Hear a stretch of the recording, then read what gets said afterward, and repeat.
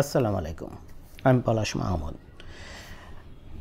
আপনি যেহেতু আমার ভিউ.js এর টিউটোরিয়ালের মধ্যে এসেছেন, তাই আমি ধরেই নিচ্ছি যে আপনি ভিউ.js কি, ভিউ.js কোথায় ইউজ করবেন, কেন ইউজ করবেন এই সম্পর্কে আপনার হালকা পাতলা ধারণা আছে। যদি এই সম্পর্কে আপনার ধারণা না থেকে থাকে, তাহলে আপনি যা করবেন সেটা হচ্ছে কি গুগলে চলে যান অ্যান্ড গিয়ে একটু সার্চ করেন ভিউ.js কি, কেন ইউজ করবেন, কোথায় ইউজ করবেন এই সম্পর্কে বিস্তারিত সেখানে অনেক কিছু লেখা আছে। তো আসুন প্রথম কথা প্রথমেই বলি, ভিউ.js শিখতে হলে আপনার কি কি জানতে হবে। ভিউ.js শিখতে হলে আপনার প্রথমে যেটা জানতে হবে সেটা হচ্ছে কি HTML, CSS, জাভাস্ক্রিপ্ট সম্পর্কে আপনার ধারণা থাকতে হবে। ভালো ধারণা থাকলে তো খুবই ভালো, মোটামুটি ধারণা থাকলেও হয়।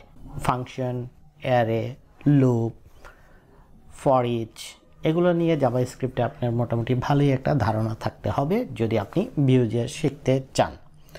ভিউ.js আমাদের প্রজেক্টে আমরা দুভাবে ইমপ্লিমেন্ট করতে পারি, মানে ভিউ.js আপনি দুভাবে প্রজেক্টের মধ্যে ব্যবহার করতে পারেন। এক নম্বরে ধরেন আপনার একটা প্রজেক্ট অলরেডি করাই আছে, অনেক বড় প্রজেক্ট হয়ে গেছে, এখন আপনি চাচ্ছেন কিছু কম্পোনেন্ট আপনি ভিউ.js দিয়ে হ্যান্ডেল করবেন, like the table, search, button, এগুলো হচ্ছে কি আপনি ভিউ.js দিয়ে হ্যান্ডেল করবেন। কন্ডিশন ওয়াইজ কোনো কিছু করতে চাচ্ছেন, তো এই ক্ষেত্রে আপনি জাস্ট ভিউ.js এর লাইব্রেরিটা ইনপুট করে কনফিগার করে আপনি ভিউ.jsটা ইউজ করতে পারেন। এটা হচ্ছে গিয়ে একটা ওয়ে। এবং আরেকটা ওয়ে হচ্ছে গিয়ে আপনি পুরো প্রজেক্টটা ভিউ.js এর মাধ্যমে ক্রিয়েট করলেন, আই মিন ভিউ.cli টুল দিয়ে আপনি পুরো প্রজেক্টটা ক্রিয়েট করলেন, দেন ওইটার উপরে কাজ করলেন। হ্যাঁ, যেটা হচ্ছে গিয়ে আমাদের দরকার পড়ে SPA টাইপের সাইট তৈরি করার জন্য, সিঙ্গেল পেজ অ্যাপ্লিকেশন। তো যাই হোক, আমরা শুরু করি। হ্যাঁ, কথা না বাড়িয়ে আমরা হচ্ছে গিয়ে শুরু করে দিই। আমি এই প্রজেক্টে আপনাদেরকে দেখাতে চেষ্টা করব ভিউর সাথে আপনি ফায়ারবেস দিয়ে কীভাবে কাজ করবেন। ভিউ ধরেন পুরো বেসিক, অ্যাডভান্স, দেন হচ্ছে গিয়ে তার সাথে ফায়ারবেস নিয়ে কাজ করার জিনিসটা দেখাবো। পরবর্তীতে লারাভেলের দিকে সুইচ করার ইচ্ছা আছে, ব্যাকএন্ডটা। তো যাই হোক, তো এই জন্য আমি যেটা করব সেটা হচ্ছে গিয়ে একটা ফোল্ডার ক্রিয়েট করতেছি ভিউ ফায়ারবেস নামে, দেন হচ্ছে গিয়ে ফোল্ডারের ভিতরে ঢুকলাম। এবার একটা ইন্ডেক্স ফাইল তৈরি করতেছি, trust.index। দেন হচ্ছে গিয়ে আমি পুরো প্রজেক্টটা ওপেন করতেছি গিয়ে আমার বিএস কোডে। এই ক্ষেত্রে একটা কথা আছে, আপনি কি ইউজ করবেন। আপনি বিএস কোডও ইউজ করতে পারেন, বিএস কোড খুবই ভালো। এছাড়া আপনি অন্যান্য এডিটরও ইউজ করতে পারেন, যেমন Sublime text, note plus plus. কি ইউজ করবেন না সেটা হচ্ছে গিয়ে প্রথমে আপনি কোনো ধরনের আইডিএম ইউজ করবেন না, like that WebStorm, PHPStorm. কেন ইউজ করবেন না? কারণ হচ্ছে গিয়ে আপনি যখন এগুলো প্রথমেই ইউজ করা শুরু করে দেবেন, এগুলা হচ্ছে গিয়ে আপনাকে অটোমেটিক অনেক সাজেশন দেবে, এবং এই আইডিএমগুলো হচ্ছে গিয়ে অটোমেটিক অনেক কিছু করে ফেলে, যেরকম ফাইল ইনপুট করে দেয়, কম্পোনেন্টের ফাইলগুলো ঠিক করে দেয়, পাথগুলো ঠিক করে দেয়। তো আপনি যখন শিখতেছেন তখন প্রথম অবস্থায় এগুলো কোনো দরকারই নেই। আপনি প্রথম অবস্থায় আটকাবেন, দেন এরর পাবেন, দেন ওগুলো সলভ করবেন, দেন আপনি জানেন যে কোথায় কি করতে হবে। হ্যাঁ, তো তারপরে আপনি যে কোনো একটা আইডিএমে সুইচ করতে পারেন। বাট আপনি যদি প্রথমে আইডিএমে সুইচ করে দেন, তাহলে আপনার ওগুলার জানা হয়ে উঠবে না। আইডিএমে কোন টাইমে আপনার সুইচ করা দরকার? আইডিএমে তখনই আপনার সুইচ করা দরকার যখন হচ্ছে গিয়ে আপনি প্রোডাকশন লেভেলে গিয়ে এখন কোড লিখতেছেন, আপনার দ্রুত কোড লিখতে হবে, অনেক কিছু করতে হবে, তখন আপনি আইডিএমে সুইচ করে ফেলতে পারেন। আইডিএমে তখন আপনাকে সাজেশন দিচ্ছে, অনেক কিছু করে দিচ্ছে, তো তখন বেস্ট। বাট শুরু অবস্থায় আপনি অবশ্যই শুরু করবেন এডিটর দিয়ে। তো যাই হোক, আমরা যেই ইন্ডেক্স ফাইলটা তৈরি করেছিলাম, আমি কিন্তু প্রথমেই বলে নিয়েছি ভিউ আপনি দুভাবে আপনার প্রজেক্টে ইউজ করতে পারবেন। এক হচ্ছে গিয়ে পুরো ভিউ প্রজেক্ট আপনি সেট আপ করে নিলেন, আর আরেকটা হচ্ছে গিয়ে আপনার একটা প্রজেক্ট আছে, সেই জায়গার মধ্যে কিছু কিছু কম্পোনেন্ট আপনি ভিউ দিয়ে হ্যান্ডেল করবেন। তো আমি সেইভাবেই করতেছি, কারণ এই ক্ষেত্রে আমাদের হচ্ছে গিয়ে মিনিমাম একটা রিকমেন্ড থাকলে আমরা ভিউটা কনফিগার করে নিতে পারবো। সো আমি যেহেতু প্রথমে দেখাচ্ছি বেসিকের সময় মিনিমাম রিকমেন্ড দিয়ে দেখাচ্ছি, যখন বেসিক পার্টটা আমাদের শেষ হয়ে যাবে তখন আমরা CLI টুল দিয়ে পুরো একটা প্রজেক্ট ক্রিয়েট করে তারপরে আমরা কাজ শুরু করে দেব। তো আসুন শুরু করা যাক।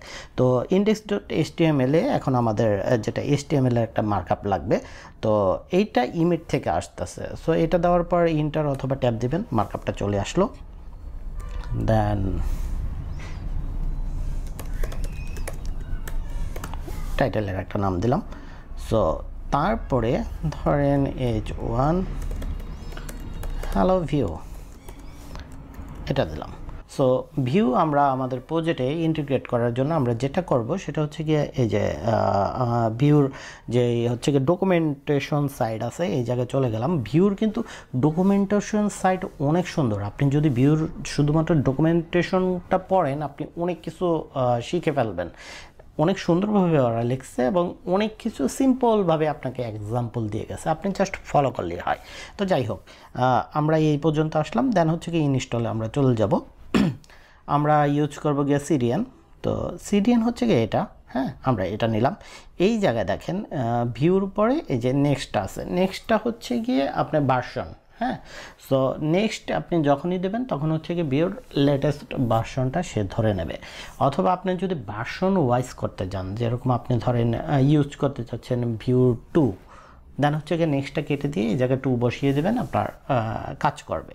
হ্যাঁ, তখন আপনি ভিউ 2 এর মধ্যে কাজ করবেন। আমরা লেটেস্ট ভার্সন নিয়ে কাজ করছি। তো ধরেন এটা আমি এই জায়গায় অ্যাড করে দিলাম। এখন আমাদের যে কাজটা হলো সেটা হবে, এখন আমরা স্ক্রিপ্টগুলো এই জায়গায় লাগবো।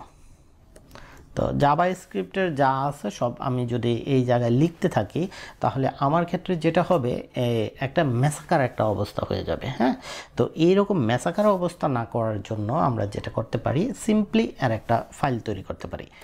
app.js নামে আমি একটা ফাইল তৈরি করলাম, যার ভিতরে হচ্ছে কি আমি সকল জাভা স্ক্রিপ্টের কোডগুলো লিখব। হ্যাঁ, তো আমি এটাকে লিঙ্ক করে দেই app.js। এখন আমরা যদি app.js এর মধ্যে সিম্পলি কনসোল লগ করি,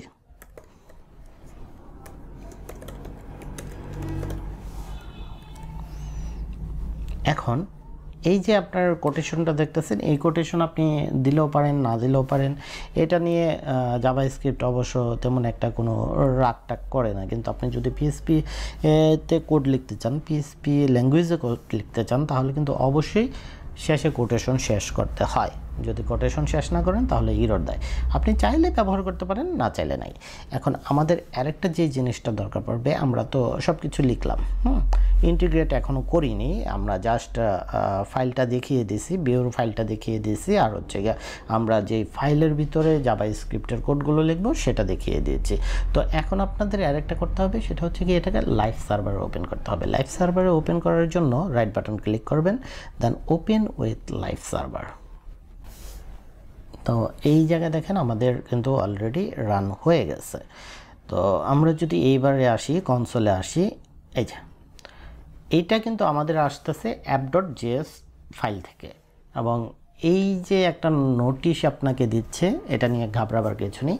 এই জায়গায় আপনাকে দেখাচ্ছে আপনি লেটেস্ট ভার্সনটা ইউজ করতেছেন এবং এটা প্রোডাকশনের একটা নোটিশ দিচ্ছে, এটা নিয়ে চিন্তা ভাবনা করার কোনো কিছুই নেই। আমরা যেটা আজকে শিখলাম সেটা হচ্ছে গিয়া আমরা জাস্ট CDNটা অ্যাড করলাম, দেন হচ্ছে গিয়া স্ক্রিপ্ট লেখার জন্য একটা ফাইল অ্যাড করলাম, যে জায়গার মধ্যে হচ্ছে গিয়ে আমরা সকল স্ক্রিপ্টগুলো লিখব। আগামী পর্ব থেকে আমি আপনাকে দেখাবো আপনি এখন Vue.js-টা কীভাবে কনফিগার করবেন। হ্যাঁ, মানে ভিউ অ্যাপ্লিকেশনটা কীভাবে আপনি কনফিগার করবেন, দেন হচ্ছে গিয়ে ভিউর মধ্যে কীভাবে ডাইনামিকলি আপনি ডাটা নিয়ে কাজ করা শুরু করবেন। সো আজ এই পর্যন্তই, কথা হবে ইনশাল্লাহ নেক্সট ভিডিওতে।